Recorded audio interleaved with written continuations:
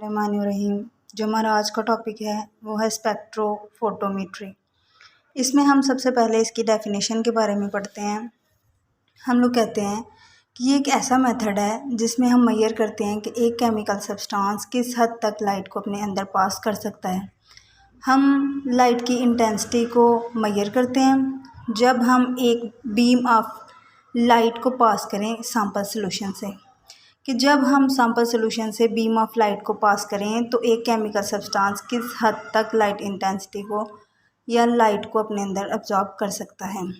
आगे आ जाता है इसका प्रिंसिपल, कि कोई भी टेक्निक है, कोई भी प्रोसेस है, किसी प्रिंसिपल के ऊपर काम कर रहा होता है। इसमें हम लोग सबसे पहले मोनोक्रोमेटिक लाइट लेते हैं। मोनोक्रोमेटिक लाइट सोर्स जब हम लेते हैं तो उसको हम कोलीमीटर से गुजारते हैं। कोलीमीटर मोनोक्रोमेटिक लाइट जब कोलीमीटर से पास करती है तो आगे प्रिज्म के साथ जाके टकराती है।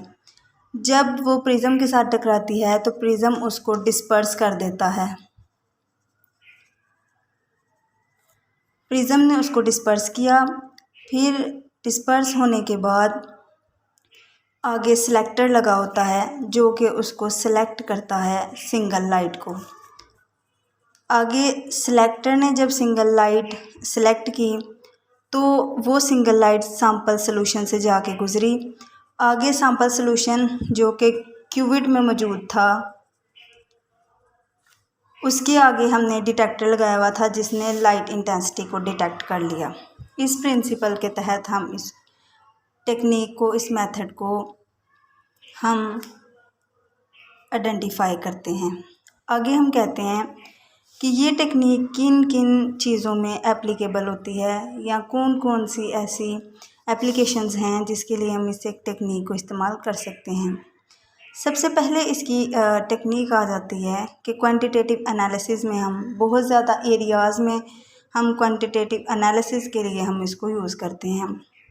हम बायोकेमिस्ट्री में इसको यूज़ करते हैं कि कौन सा केमिकल किस हद तक लाइट को अब्जॉर्ब कर रहा है। फिर हम क्लिनिकल एप्लीकेशंस में हम इसको इस्तेमाल करते हैं टिश्यूज़ की डायग्नोसिस के लिए। इसके अलावा हम इसको केमिस्ट्री में यूज़ करते हैं। हम इसको और भी चीज़ों में इस्तेमाल करते हैं। आगे हम लोग कहते हैं कि जब हमने ये टेक्निक इस्तेमाल करनी है तो इस टेक्निक में हम कौन कौन सी डिवाइसेस को यूज़ करते हैं।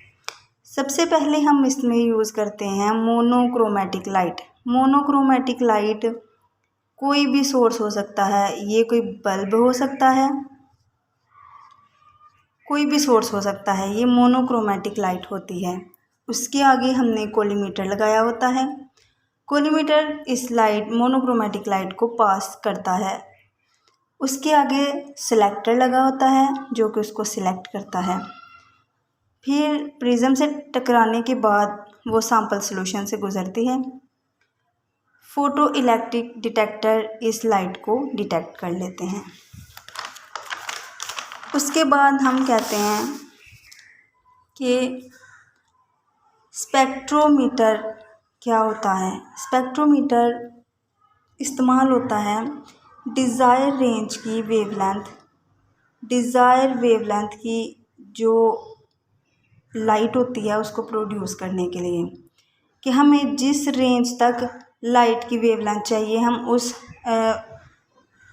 वेवलेंथ तक लाइट को बना सकते हैं। आगे हम आते हैं फोटोमीटर क्या होता है।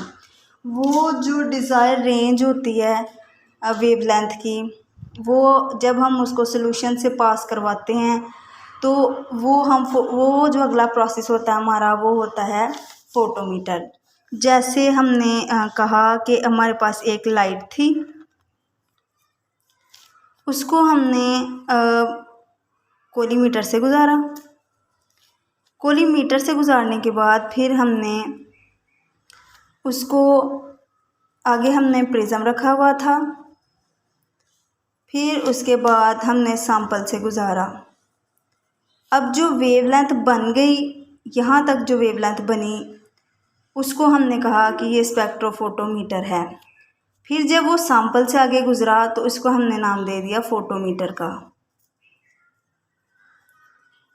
अब तक जो हमने पढ़ा वो हमने कुछ यूँ पढ़ा कि ये एक हमने इसकी डेफिनेशन पढ़ी कि किस हद तक कोई सब्सटेंस लाइट को अब्जॉर्ब कर सकता है। फिर हमने इसका प्रिंसिपल पढ़ा, फिर हमने एप्लीकेशंस पढ़ी, फिर हमने इसमें यूज़ होने वाली डिवाइसेस पढ़ी।